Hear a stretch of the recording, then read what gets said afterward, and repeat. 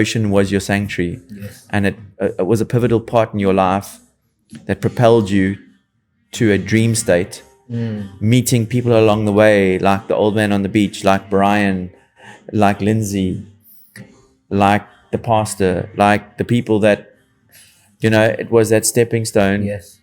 to where you are at now with a beautiful farm, helping young kids, helping older kids, helping the kids integrate back into a family type environment. Yes, 100%. So if you want to know how this happened, keep watching, all right? You're going to find out how.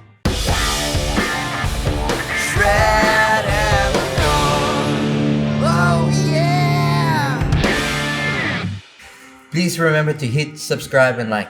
Yes. One love. Hit subscribe, hit like. We're back in Lifestyle. I've got to give a massive thanks to Craig and his team down here at Lifestyle Surf Shop.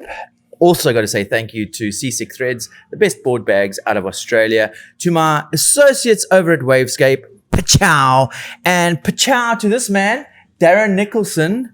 Darron Nicholson is an infamous Muizenberg surf coach.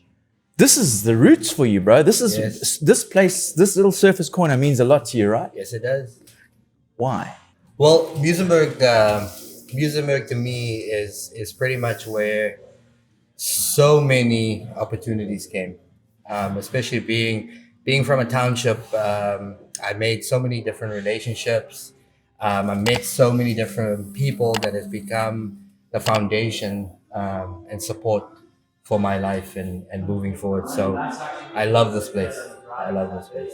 Yeah, look, it's a special place for everyone, and there's always such a vibe when I come here around Muizenberg.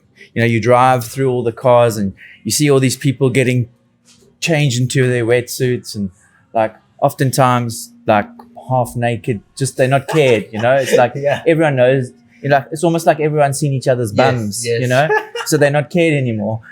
But you're driving through this energy as you get to the circle, and I think, people may criticize the waves sometimes, like the core surfers may criticize the waves, but I don't think you get this type of like surf community energy anywhere else in South Africa. Yes, no, definitely not. I just think it's got a variety of different people, different energies, and you've got the early morning guys going in, and then you got the guys that comes a little bit later, and as they transitioning out, they're always handing over that vibe to everybody else. They're passing it on. You have the little lighties, and one thing that I love about Muizenberg is everybody sharing the stove. Yeah, everybody's sharing the stove. Yeah. No matter if you're old, no matter if you're young, everybody's sharing the stove. So let's rewind. Darron, you come from a very challenged, tough, downright, I think tough is the word, childhood. Tell us about that. Well,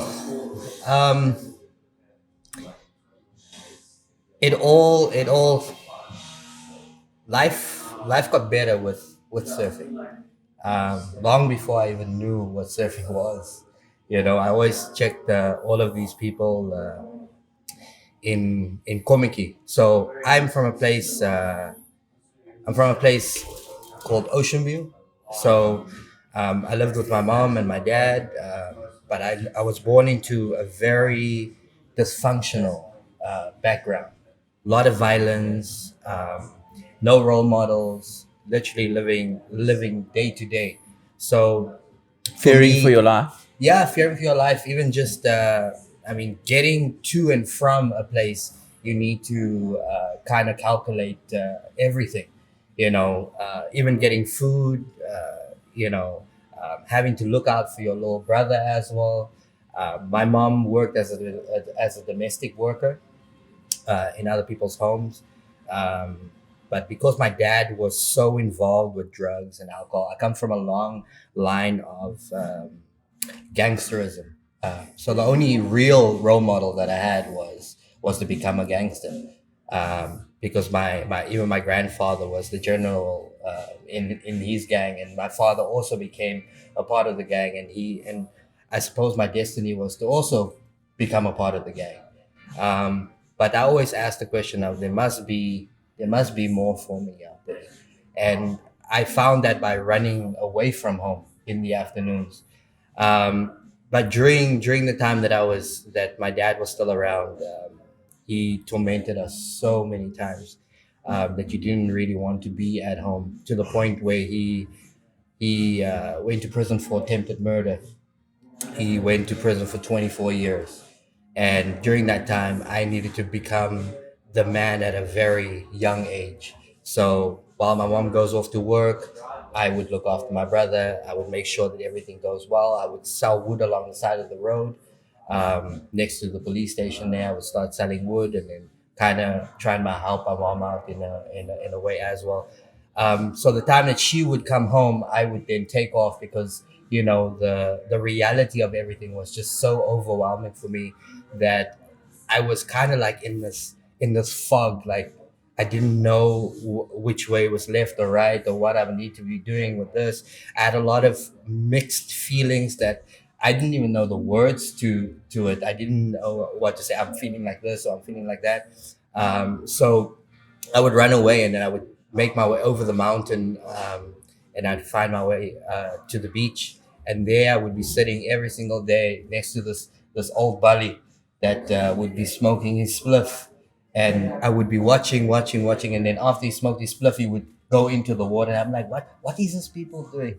And what's this people doing? And I'm busy watching it, but they always come out looking so stoked, And happy with life. Yeah, and I was asking myself, like, what's this, man? Like, I wanna know more about. So I started asking this guy every day, like, okay, so tell me more about this. Like, he's like, yeah, this is what you do. You can surf a longboard, you can surf a shortboard, but I think if you do decide to do it, you can just try out my board. But how long had you been going there, sitting there watching? 3 years. You were 3 years. sitting watching Yes. without surfing for 3 years. For 3 years. So you were studying the surfers, the break, where the waves were breaking, the culture for Yes. 3 years without 3 years. getting in the water. Yes, for 3 years. I every now and again I would like run up to the water, and I would put my feet, and I'm like, yo, this is taco, and I'm like, how are these people going into the water? No ways. And then like I would go back, and I kind of just sit there and watch it again until I need to obviously get home, and because I need to make my way over the mountain again to get back to Ocean View, because I lived in a place called Mountain View. Okay. But after How old were you? I was 10 years old at the time. Okay. Yeah, I was 10 at the time. But my relationship with the old bully, it grew and grew, and to the point where one afternoon it was really nice. It was a really nice day. Sun was out, and he said, "You want to give it a shot?" And I said, "Yeah." So I took my clothes off. I was in my oni, and I went inside the Hold water. on. People don't know what your oni is. We're talking about people who don't understand South African slang Yeah. necessarily. He decided he was going to surf for the first time in 3 years in this very cold water, and he gets given the opportunity to surf. Yeah. And you got undressed naked No, in your underpants. in my underpants. That's your yeah. oni, your And- onderbroek. Onderbroek, yeah. Yeah, underpants. Onder means under. Yeah. So he gets strips down, no wetsuit, into his underpants, Yeah. and you seize the opportunity Yes. to paddle out into the cold water in your underpants. Yes. Okay. Yes. So that in that moment I didn't even think of how cold the water was. I was just remembering how stoked everybody was, and like I wanted to feel that. Like Okay. my normal reality, I knew what that was. I know what that feels like, and I wanted a different result. I wanted to feel what they were feeling. So I didn't think about the cold, and I just shot into the water. Wow. I just shot into the water, and the first wave that came after paddling over 3 waves, the first one that came, I jumped up, and I was up, and I was riding. So you'd never surfed in your life, Never surfed, and a wave came, and you stood up and rode. and I stood up and rode. Wow. Yeah, I stood up and rode, and I went back again. How and did you again feel and after again. riding that first wave? I was like, I was shouting. And this old man was just laughing on the beach. He was just laughing, and I turned that board right around, and I went right back out again. Went right back out again. And I just kept on each afternoon after that. I just kept on coming back until the day that that old buddy looked at me and he's like, after this, come by my house, and then I'll give you a board. And then I walk past his house every single day because he lived in the road that comes down from the mountain. So he used to walk past his house every day, and he gave me that board, and I left that board there by his house, and every afternoon I would pick it up. Wow, Every afternoon I'd pick it up, and I still have that board down to today. amazing. It's hanging on my wall, and I still have it till today. That's awesome. So the ocean became your escape, where you could get away from the home, which should have been a safe place for you. The home wasn't a safe place.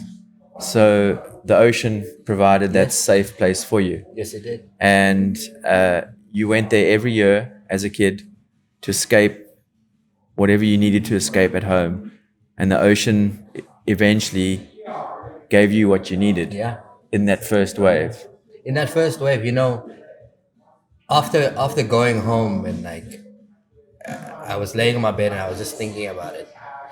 And in that moment, like when I was in the water, I just remembered how I was feeling. Like I didn't worried about food, didn't worry about my mom shouting about this, not having money, not having this, and I could just be present now. It was just me and the waves.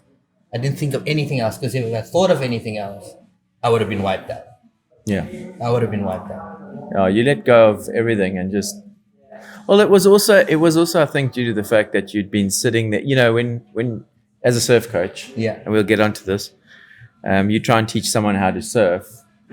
The first thing happens not in the water, happens on land. Yes. You learn how to pop up. You and everyone. In the past we used to get confused and go, "Oh, what do you mean we're not going surfing in the ocean? We're surfing on the land." You're having to teach someone to do that in a matter of hours. Yes. Now you sat there for thousands of hours just studying and watching. Yeah. And that's what gave you the ability to just stand up, because you'd been studying. I've been studying it for a long time. Yeah. A long time. A lot of things going through my mind, a lot of questions going through my mind. And, I got answers to those questions as I was doing it. Eventually when I jumped into the water, like so many light bulbs was going on, and I was just like, this is next level. Oh, yeah. So you were telling all your mates to come pull Yeah. in. And so you're a teenager now. Yeah. Fast forwarding a little bit. How did you transition from being just this guy who'd learned to surf at Komaki to becoming a surf coach here in Muizenberg? So my mom got the opportunity of working for a really cool lady that saw the need for us to get out of that environment, and she actually ended up paying for my school. So she put me in a school in Fishhoek called Laagpogrellen. So that was a pure Afrikaans school.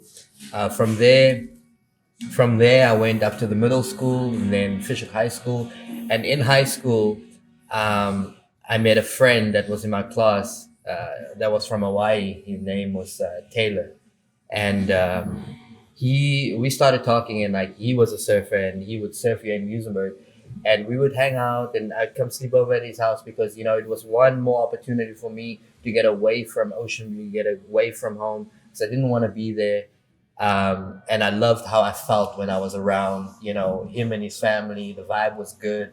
They showed care towards me, and I wanted to be around that. So any opportunity that I would get, I would end up sleeping over.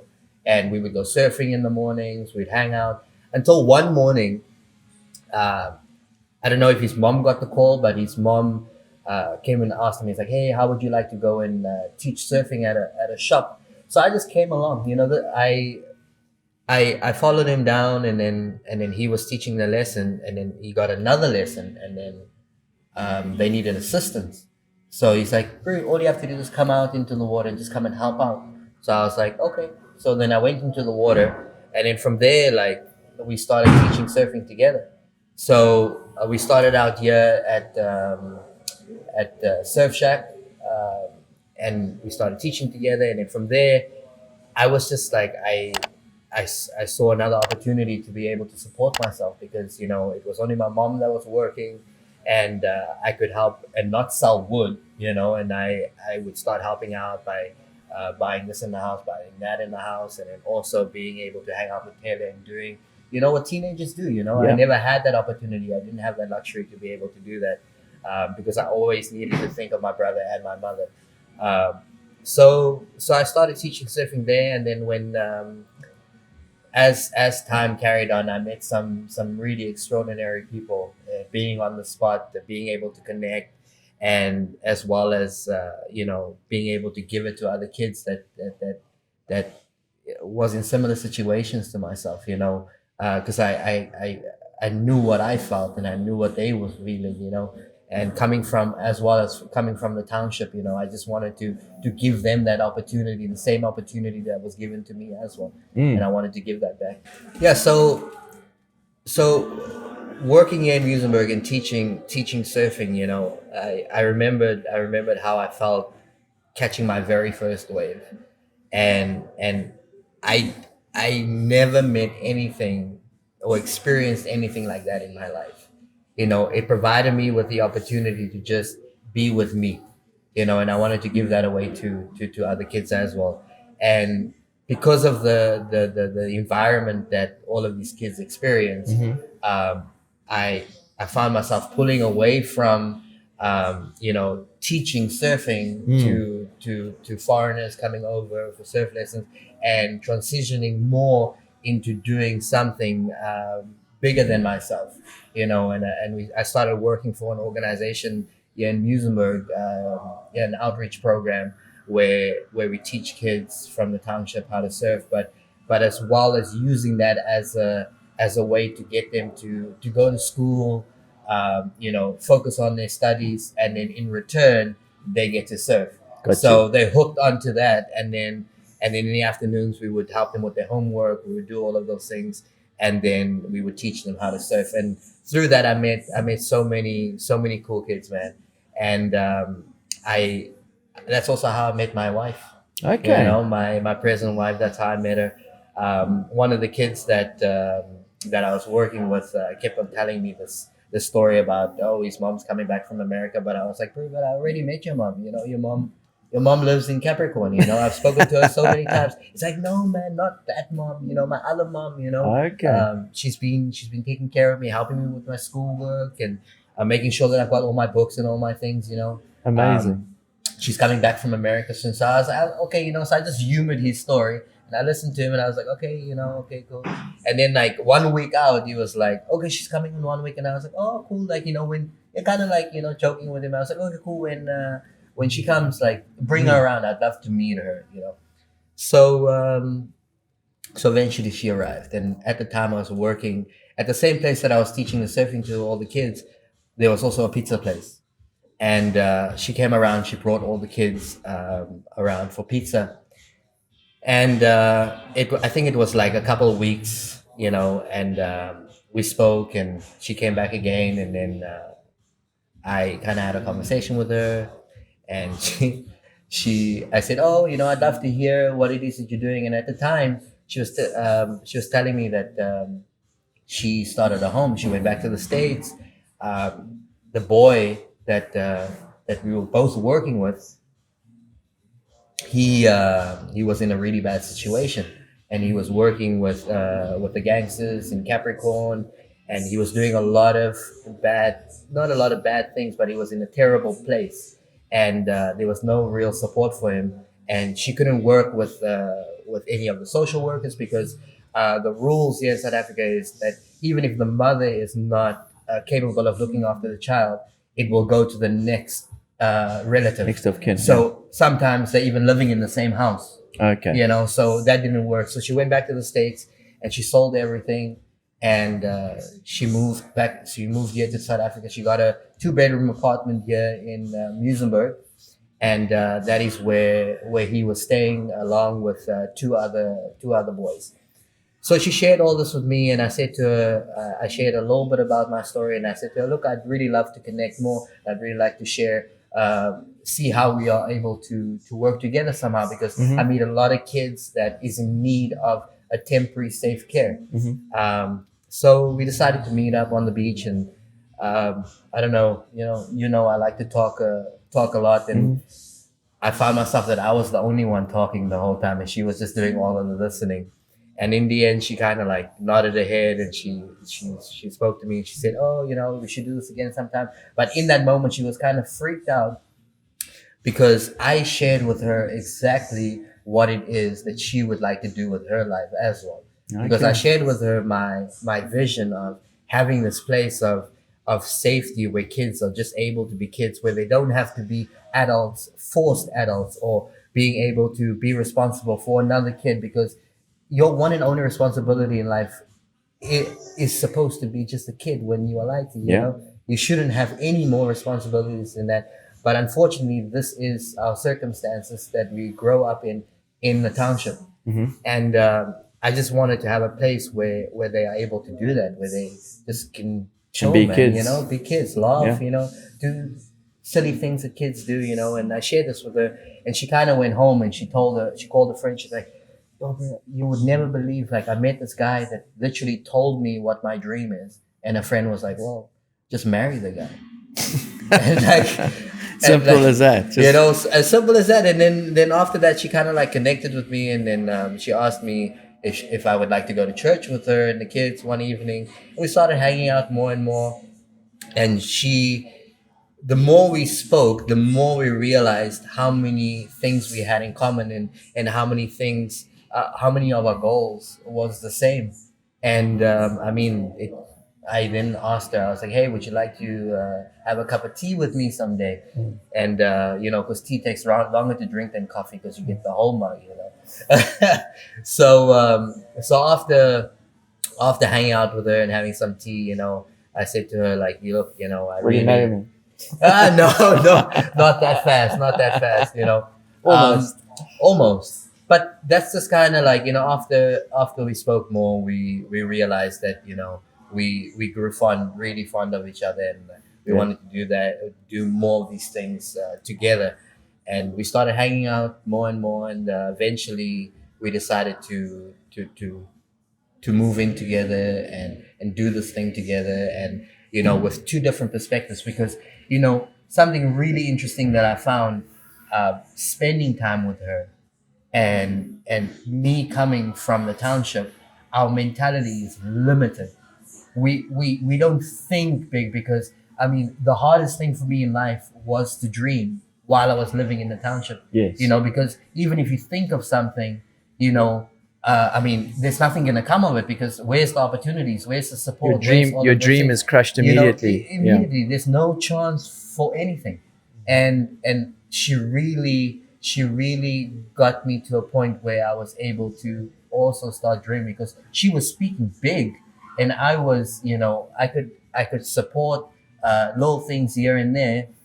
And then eventually, I realized that, because we come from two different worlds, it would be such a benefit to these kids, but it's also such a benefit because I'm from the township. So we have two perspectives on how we are able to support this organization that she started in the year called the GloHouse, and we eventually ran forward with the GloHouse, which the GloHouse, all the links are down below if you want to find out more or get involved to support the GloHouse.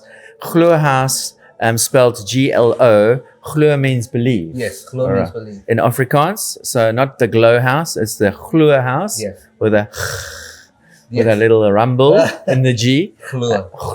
Yeah. And it means believe. So the belief house, instilling belief back into the kids, and believing that it's okay to dream, believing that dreams are possible and can come true, Yes. right? Yes. That's your ethos, essentially. Yes. It also stands for growth, love, and opportunities. Growth, GLO. love. Oh, there we go. What a cool acronym. GLO. So let's fast forward to. Sorry, I keep doing this No because problem. yes, you love to talk, Yeah. and you can go into great detail. And so, were there any other because you had these influences. You know, life is oftentimes about meeting people who inspire one to be one's better self. Yes. And I think of, and sometimes it's not a person. In your case, it was the ocean. Yeah. And then there was the old man sitting on the beach who inspired you to, and had the belief in you to encourage you to surf. Yeah. Were there any other people that came into your life that propelled you in this direction? Yes. So there's one individual that really played a big role in my life. While teaching surfing at Surf Shack, I had the opportunity of meeting a man from Sweden, but whose family is originally from South Africa. He used to come down here once a year, sometimes twice a year, and his family was just about to come back from Sweden, and he wanted to surprise his son by kind of whooping his ass in surfing. So he wanted to get a couple of surfing lessons before, and I was just busy speaking to a group of instructors and just kind of like encouraging them about how they should interact with their lesson, and also, you know, management and all those, because people aren't always in a good mood. And I was just having a morning briefing with them, and this individual, Brian, walked in at that time, and he saw me busy speaking to these guys, and he walked to the front desk, and he said to my boss, he's like, I want that guy to teach me. And my boss came up to me and he's like, hey, like, can you do a lesson now? I said, yes. So I quickly jumped into my wetsuit, and then off we went down to the beach. But there was something like different about this guy, because this guy was just like, he was just so cool, man. He was like chill. And I don't know why, but I just felt that I could like speak to him, and I would talk to him, and in the water he would ask me, throw little questions at me here and there.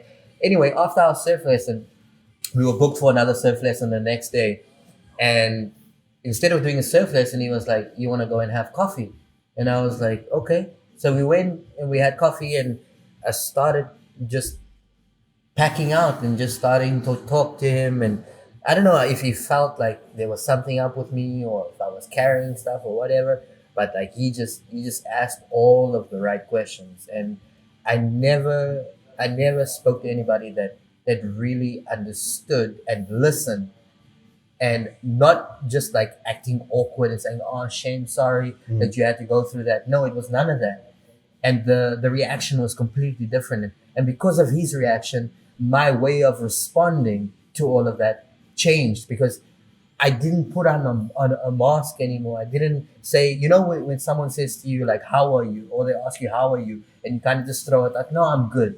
You know, but there's never really a follow-up story to that. Yes. Or they never really want to hear, even if you have to say to them, I'm not good, you know. So this guy went beyond that, and he proceeded to ask me so many different questions. But not only didn't just ask me questions, he also proceeded to share more about his life and his journey. And I found this bizarre, and I kind of wanted to ask myself, like, what does this guy want, you know? And he pitched up the next day. What is it? Like, why is he paying so much attention and interest in me? Yeah, because comparative to everyone else you kind of hung out with, or coached. Exactly. Yeah. No one paid attention to me in that way, ever. And you know, when you feel heard, that's how I felt. I felt heard, and he proceeded to reach out to me, speak to me. And then in the following week, he was meant to go back to Sweden after his family arrived. He was meant to go back to Sweden. And before he left to Sweden, we had a coffee at just down the road here. And he said to me, I left you a package, and here's the address. You need to pick it up on this date. And I was like, what does this guy want? You know? And it just boggled my brain. And eventually, I went to go pick up the package, and I saw that it was a whole lot of books. But it was books about, like, you know, how to take charge of this, how to take charge of that. It helped me think. I read one book called by Tony Robbins, Awakening the Giant. all of those things, Robert Kiyosaki, Rich Dad Poor Dad. It's just like all aspects of life, just to like equip yourself with all the right tools that you need enough. And while reading that, I got so mad at this guy because, so many things started like building up inside of me. And the moral of the story is this, in the end, he taught me how to take charge of my life.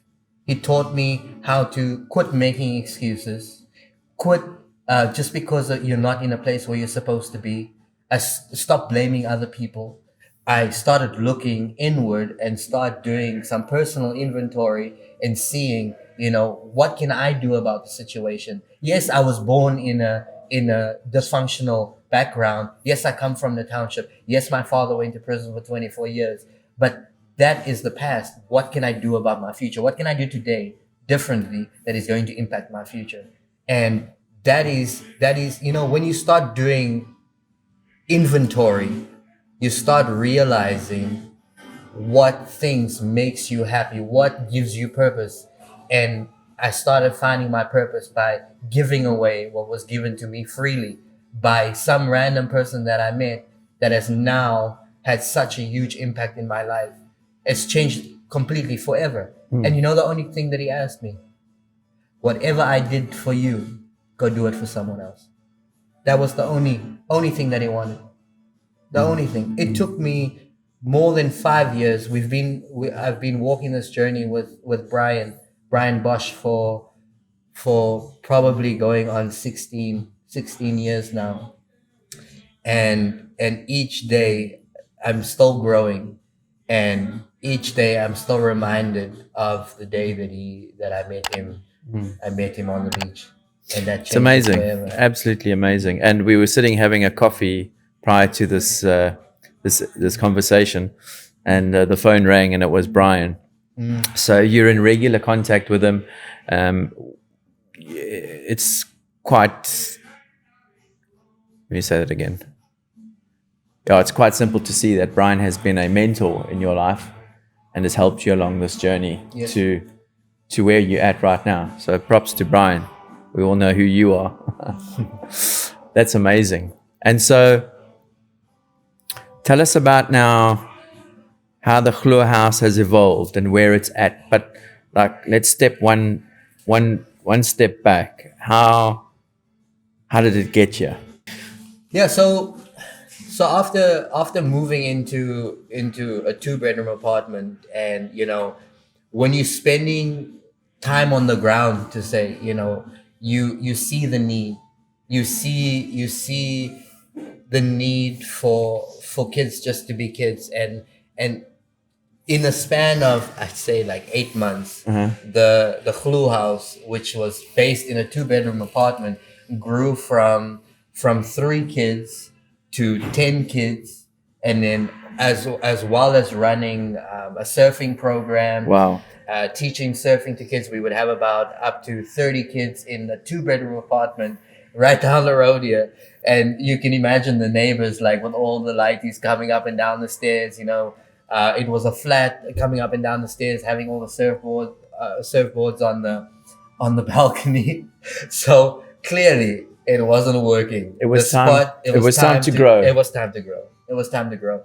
But the only thing that was standing in our way of growth was the finances. There was no finances, because the only thing that was funding the organization at the time was the church that Lindsay was from in the States, called LifeBridge, and then all the things that Lindsay sold for all the things that she sold in the States, all of her stuff, her apartment and everything, car, alles, sold everything. That was the only money that we had. And because she has such a first world experience, she wanted to buy all the lighties, yogurts every day, buy all of the nice snacks, not realizing that we're going to be running out of cash, So I ended up selling my car as well, So that was the only funding that we really had. So just to keep the GloHouse going, and these kids equipped just with day-to-day life. Yes, day-to-day medical. You guys things, pretty much sold everything that you had everything to keep it going. Yeah, because they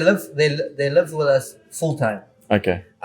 So covering all the medical, covering everything, extracurricular activities. If they need to, if they need new clothes or anything like that, we covered all of those things. And then Lindsay also believed that everybody needs dental checks and everybody needs all of those things. Me coming from the township, I'm scared of going to the doctor, so I'm not promoting any of those things. So anyway, like the apartment became too small for us, and we were looking for funding to move to a bigger place. We weren't even looking to buy because I mean, we weren't even thinking that far. We just wanted to make sure that we can fix 1 month's more rent, because we were coming close to the end of the lease and all of that. Eventually, like we're sitting on our bed and we're busy going through all of our finances. We're busy checking like, what are we gonna do? We need to move out in 2 days' time. No money. We've been looking at apartments. We've been looking at houses that is a little bit bigger. We found one in Steenberg, but we had no money. And I don't know how it happened, but we came down to the last day of having to move out of the apartment. Not having, I think we had about like $1,000 in our account. And that morning, we got a notification on our phone, and someone just deposited 48,000 rand into our account. That was bizarre, and we always said, that God always comes at like the 11th hour, and like He came that time proper 11th hour. What, an anonymous donation? I don't think it was anonymous. Okay. But we knew who sent it. Yeah. But it's just crazy how it came at that time, because we did posts, we did all of those things, and because you are also like, it's a new organization, we do things differently. So because of that, it's foreign to people as well. So you have no credibility built up for anybody. So it makes it so much harder for people to even support that, So now you kind of left to your own devices, having to do it yourself. But somehow we moved into our 6-bedroom house. Amazing. Yeah, in Steenberg. We were renting there. We started renting for about, we were renting there for 2 years. And midway, my wife fell pregnant with our son. Congrats. So thank you. She fell pregnant with our son, and then because she was so scared of the experience of hospitals here in South Africa, of having to take the kids to for the medical checks and all of that. She experienced how bad the service was and how long you have to wait in emergency rooms and all of that. So she didn't want to give birth here in South Africa. So Yes. halfway through her pregnancy, she decided that she was going to go back to the States. Mhm. So, and then I was manning the 4th year. At the time, we just hired a house mother that would do the day-to-day, make food for the kids and look after the kids and things. So my mom stepped in. My mom also helped out, and so many people reached out. So many people decided to help, because I needed to fly to the States as well. Yes. To go and be with my wife, because she was also having complications at the time. She was going into preterm labor, so I Okay. needed to then take Be off. there. Yes, and then during that, just before I needed to leave, we had a volunteer, and this volunteer heard my story and heard the things, went through all the things that we were doing, and he was just about to finish a book. And he asked me if I can't fly to Chicago to come and speak at his book opening ceremony. And through that 11th hour, he paid for my whole trip to the States. Wow. Insane. Whole trip to the States. Amazing. If Brian was here, he would say flow state. Flow state. Flow state. Yep. Doing everything the right way and always making sure you are where you say you are. And after flying to the States, I spoke at the book opening ceremony. That was awesome. I then flew back to Atlanta, which is where Carter was born, my son. and then from there we flew back up to Chicago. We went to the town where Lindsay was from, in Wisconsin, and there I was I was so bored because I wasn't really doing anything during the course of the day, and like we were hanging out with family and all of that. And I'm a really busy guy, so I wanted to stay busy. So I asked her, kind of like help out at your church or something like that. I started helping out at the church, and then from there, I would just meet so many people, and I like to talk. So I was sharing our vision with everybody, Yes. anybody that I would meet, I would share the vision. I would speak and I would speak. Let's just stop there. So you got to America, and given your personality, sort of entrenched yourself in the local community in Lindsay's like hometown, and every day you would kind of meet new people, Yeah. become friends with new people, and this is where the GloHouse journey kind of begins, right? Yes. Okay, we got 10 minutes. Yeah, this is where the GloHouse journey begins. So we had now stayed in this spot in this house, a 6-bedroom house, for 2 years, and it's finally time to leave because everything it's like The dream gets bigger. it gets bigger. At that time we had financial problems as well. We had no money once again.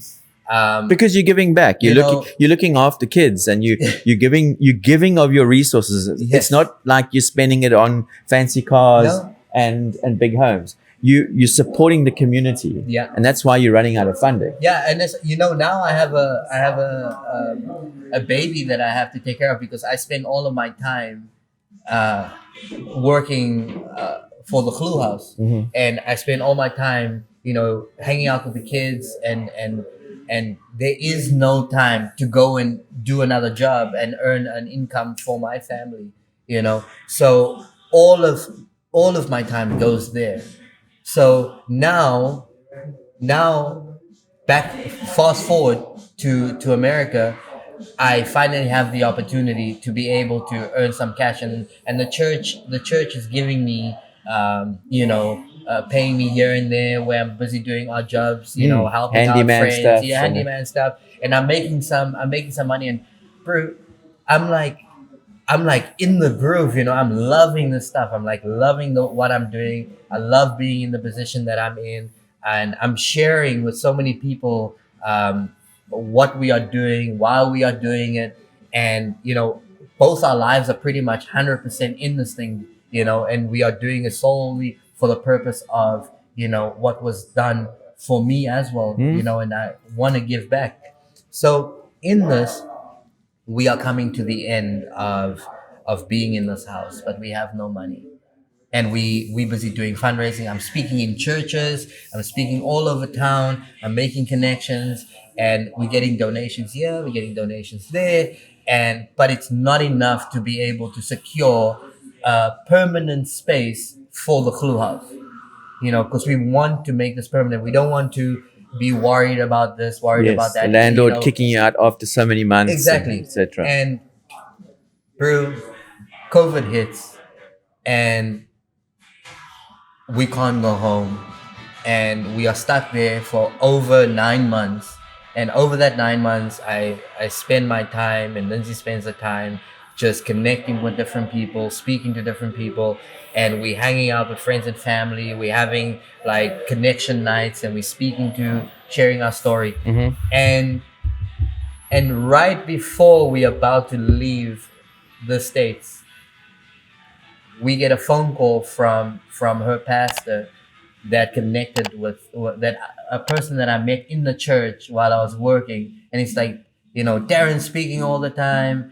And Lindsay, I heard so many stories about Lindsay and what she's doing, and I heard what you guys are doing together, and like we just so stoked, and it's so great what you're doing. And we heard that you guys want to buy a farm because we've been pursuing 3 years prior. We looked at a farm while we were living in a 2-bedroom apartment. We were dreaming about a farm, but we had no money. So how are we gonna even buy the farm if we don't have money? And I thought this was pretty hilarious, and it was crazy how it was like coming alive, and we visited the farm 3 years prior, Okay. with no money, in the back, Just like, just going to look. okay, cool. And this was in Scarborough, and we fast forward 3 years. We speaking to the pastor, and the pastor says, "Well, I've spoken to a group of people, and we would like to buy you the farm." And we like completely in the mid of COVID, we bought a farm, a 7-acre piece of land, Wow. which is something that both Lindsay and I, which is the story that I shared with her, which is something that she wanted to do as well. And just like that, dream come true, bro. 11th hour. Wow. 11th hour. And that's the GloHouse as it is today. And again, all the links down below. If you want to go look at images of the farm and see how you can help, there's volunteer opportunities on the farm. There's so many ways that you can get involved. But wow, what an incredible journey. I mean, from being this young dude who had a hopeless future, essentially. Yes. Well, put in front of you. Exactly. Not by choice. To escaping to the beach, not realizing that, Ponce de Leon said that the fountain of youth, something about the fountain of youth. This is what Ponce de Leon said, but what he didn't realize is that the fountain of youth was just overboard in the ocean. And if he just dived off the boat into the ocean, yes, that is where the fountain of youth would have been. Yeah. And for you, the ocean was your sanctuary. Yes. And it was a pivotal part in your life that propelled you to a dream state, meeting people along the way, like the old man on the beach, like Brian, like Lindsay, like the pastor, like the people that, it was that stepping stone, yes, to where you are at now with a beautiful farm, helping young kids, helping older kids, helping the kids integrate back into a family type environment. Yes, 100%. Darron Nicholson, what an amazing story, bro. Thanks, man. What an amazing story. And may you continue to keep inspiring and giving back, doing what Brian said, like what you've been given. You've been doing it for such a long time now, and the world would be a better place if there were more people like you. Thanks, man. One love. One love, brother. One love. Is there anything else you want to finish off by saying?